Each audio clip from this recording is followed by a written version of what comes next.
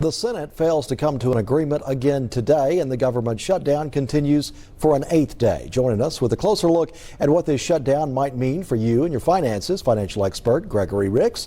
Thanks so much for stopping by. And so really at this point, there's no signs that this government shutdown is going to be ending anytime soon, as both sides seem pretty dug in on what they're doing.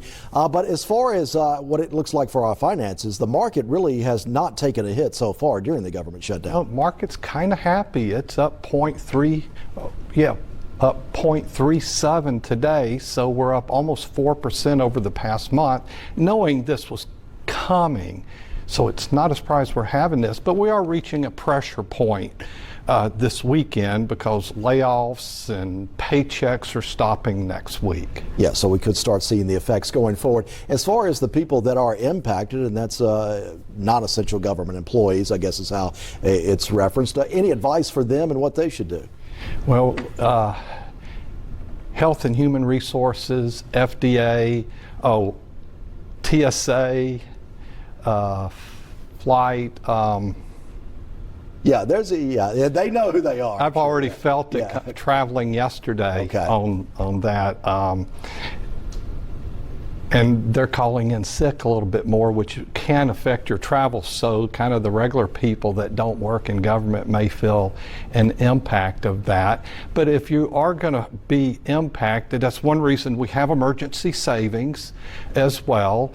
And you might want to reduce spending. Look at what you can put off buying, and maybe something you can push off on spending that won't hurt your credit and such as that. Right, and that's a good idea and a good lesson to learn for anyone, because you never know when the financial hardships might come.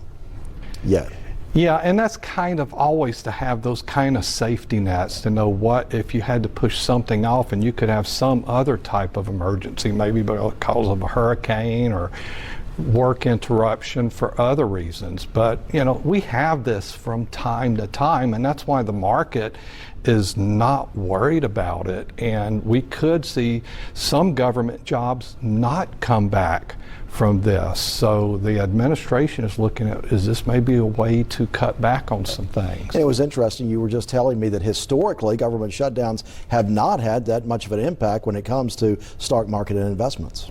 Yeah, over the past 30 years, there's not been a correlation to, and we've had 80 days of shutdowns, and there's been no correlation to a recession. And we had our longest one back in 2018 to 2019, and since 1976 we've had 20 shutdowns, and the market's up 0.05 over that period. So all that data tells you is don't worry about your 401ks and investment should be fine, even if you get a temporary pullback because this goes a little longer or gets noisy. Could be, but it's not something to create worry unless you're a government employee, and that's why to have emergency savings. Yeah, sure, good points there. Just real quick, why do you think that it doesn't have that much of an impact on the market, at least that we've seen? The market is used to this happening. It's kind of part of the process.